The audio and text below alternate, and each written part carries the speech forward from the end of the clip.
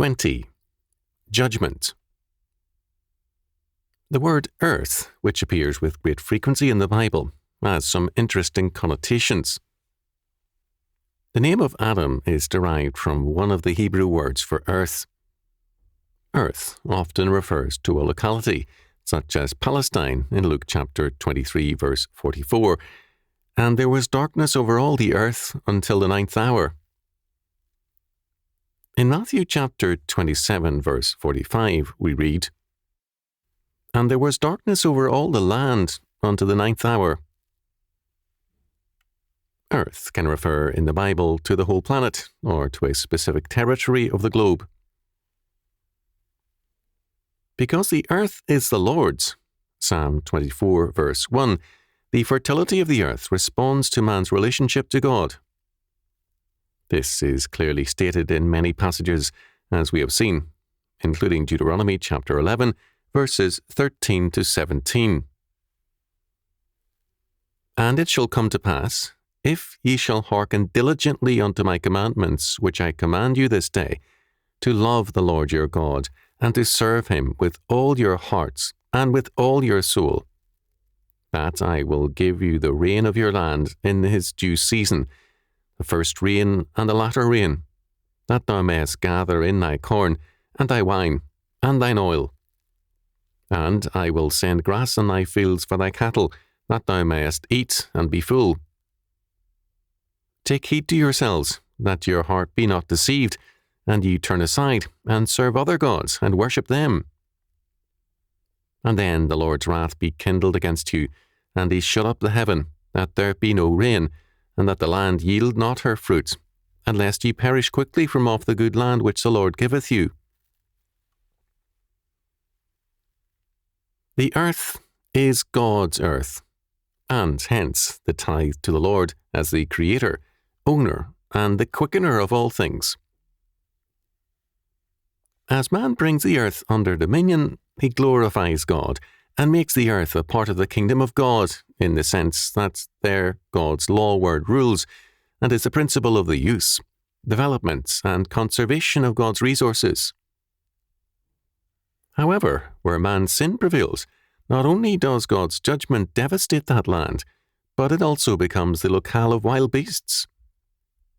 Thus, Isaiah predicts the fall of Babylon, and he compares it to the destruction of Sodom and Gomorrah.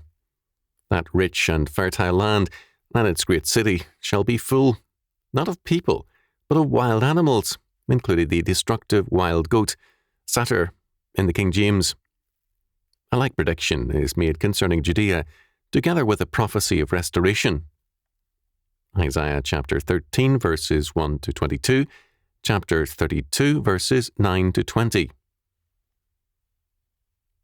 Not only is the earth polluted by sin and injustice, but also by bloodshed.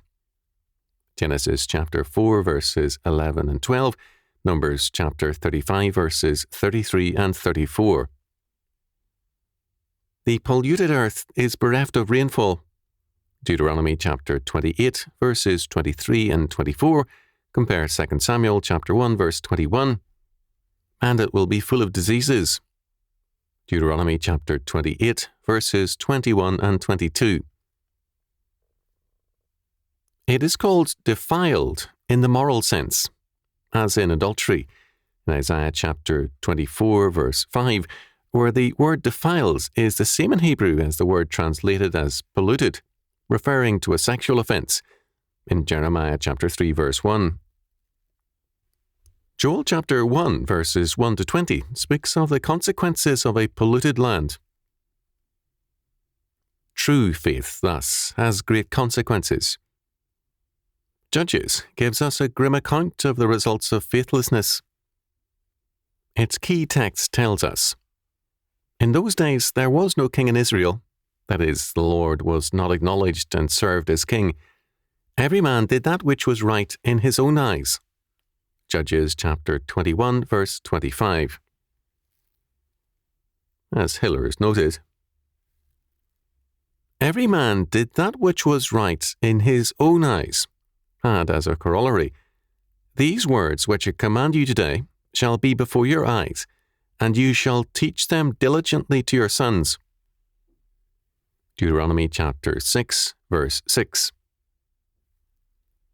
Israel, in particular, had an unusual relationship to the lands.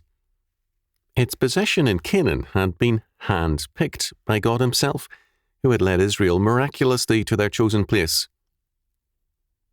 In the covenant with Israel, God not only gave Israel the covenant law, but also specific and particular allotments of land. Thus, as Hillers pointed out, land was held as a direct fief from Yahweh and was inalienable. That is, it was an act of impiety against Yahweh and one's ancestors to sell or trade one's inheritance. To sell the land for monetary gain was thus to break that covenant, and hence Naboth's religious horror at Ahab's offer to purchase his land. While urban properties could be sold, rural properties are instruments of production and dominion, and hence necessary to the covenant. With the renewed covenant in Christ, the promised land becomes the whole earth. Matthew chapter 28, verses 18 to 20. The possession of all things is a covenant duty.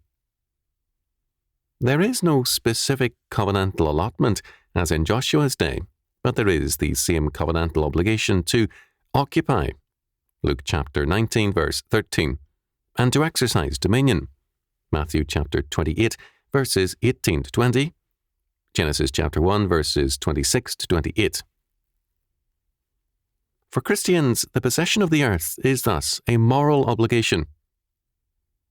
The Mormons, or Latter-day Saints, have been one of the few religious groups to attempt such a possession, although their premises are, at best, heresy. The Hutterites and various Amish and Mennonite groups have come closer to such a covenantal theology of land ownership. The covenantal view of land possession is related to the meaning of the Hebrew word to know, yada. The word appears several times in Genesis chapter 3, in verses 5 and 7, and verse 22. It is referenced to knowledge in the two uses in verse 5 and verse 7, and Genesis chapter 4, verse 1. It means sexual awareness and union. In Genesis chapter 3, verse 22, the usage is similar to verse 5. An important usage of the word in the Bible, as in ancient Near Eastern treaties, appears in such verses as Amos chapter 3, verses 1 and 2. Hear this word that the Lord hath spoken against you, O children of Israel, against the whole family which I brought up from the land of Egypt, saying, You only have I known of all the families of the earth, therefore I will punish you for all your iniquities. There had been a special relationship between God and Israel, the covenant. God had known only Israel, that is, had recognized them as his own and passed over all the other families of the earth. They were his by right of choice and redemption. He had redeemed them from bondage. Because of this relationship and their sins, he must punish them. He could not be true to himself should he let them go uncorrected. The greater the measure of grace, the greater the responsibility incurred. Therefore, the greater the punishment for misuse or contempt of that grace. To know the Lord means to use the earth, God's domain, in the Lord's service and to his glory. Wealth is a legitimate goal only towards establishing and furthering God's covenant and its dominion mandate. This is very clearly stated in Deuteronomy chapter 8, verse 18. But thou shalt remember the Lord thy God, for it is he that giveth thee power to get wealth, that he may establish his covenant which he sware unto thy fathers, as it is this day. It is a sin to believe, my power and the might of mine hand hath gotten me this wealth. Deuteronomy chapter 8, verse 17. God's covenant requires the godly use by all of their land, wealth, and abilities. Jeremiah declares God's severe judgment upon those who see wealth and power as personal advantages rather than covenant facts and blessings. Woe unto him that buildeth his house by unrighteousness, and his chambers by wrong, that useth his neighbour's service without wages, and giveth him not for his work, that saith, I will build me a wide house and large chambers, and cutteth him out windows, and it is sealed with cedar, and painted with vermilion. Shall thou reign because thou closest thyself in cedar?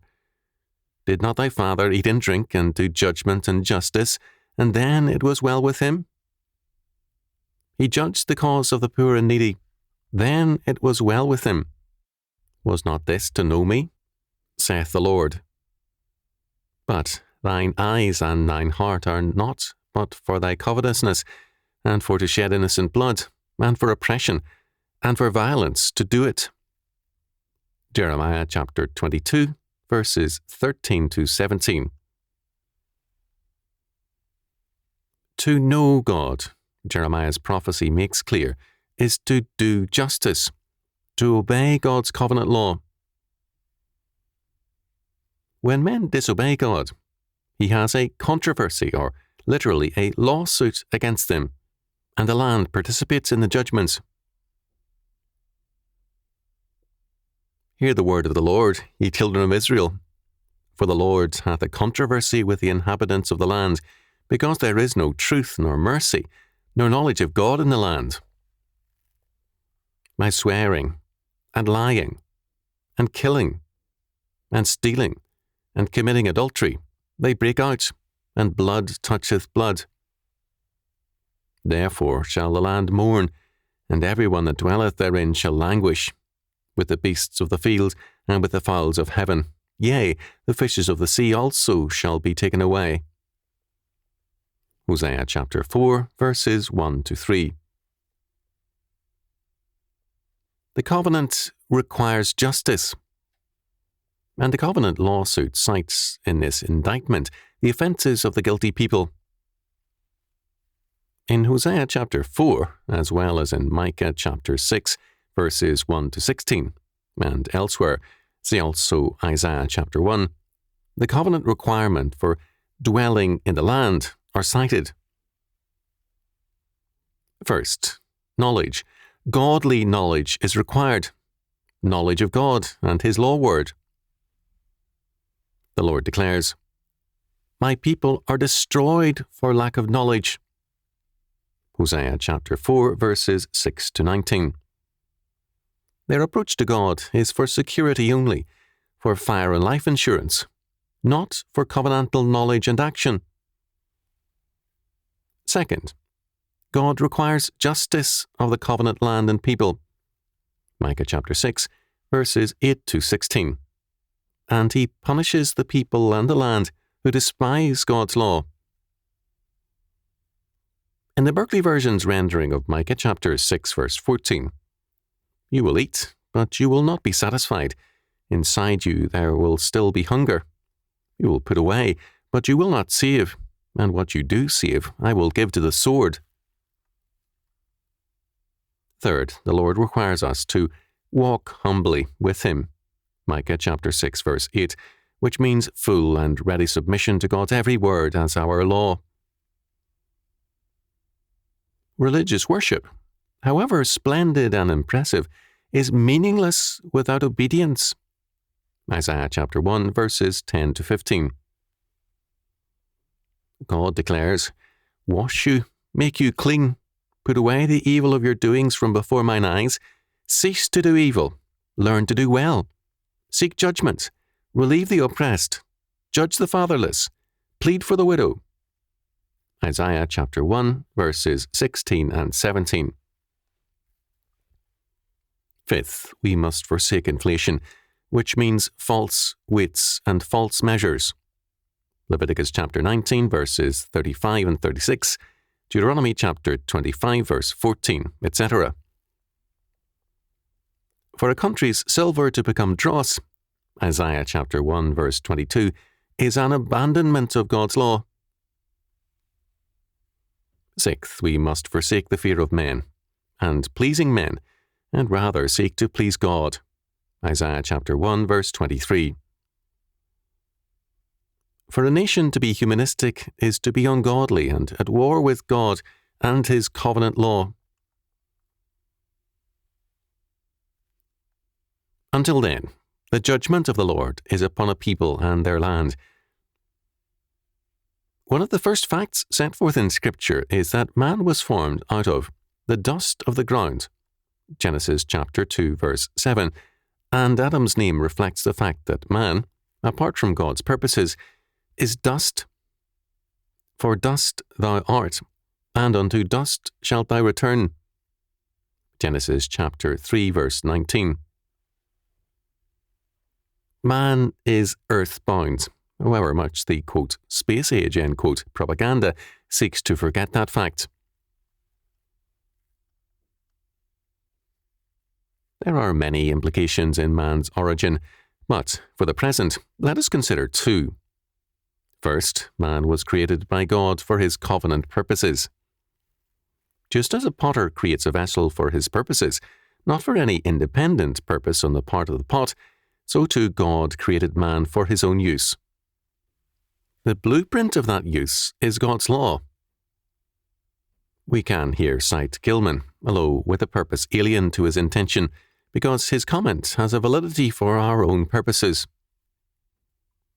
The law is, what truly exists and happens, what cannot be reduced to our opinions, our, quote, slants, end quote. Pedagogy is the practice of creating screens to mask the law from our sight in formal ways, through language, through terminology. This is not because the law has any independent existence, but because the law manifests the justice, power, and nature of the triune God. The law is the appointed way of life for man's existence. Second, as R.E. McMaster Jr. has so clearly stated, land is the only form of wealth which can replenish itself in the production of food. Wealth, in all its forms, is to some degree land-based, but food, which is necessary for life, is a renewable resource. Not only is it renewable, but it can be improved and enriched. Despite popular myths, the American Great Plains are far more productive and the soil richer than in the days of the Indians and the buffaloes. Throughout history, man's work has repeatedly developed and improved the soil and its fertility, and also, very often, severely damaged it. Areas of desert or marshy lands have been reclaimed and the sea pushed back, as in the Netherlands, to build rich new farmlands. At the same time, other areas have been lost or damaged through man-centered flooding. The key to all this is work, covenant-directed forms of work. For this reason, we must next consider a theology of work.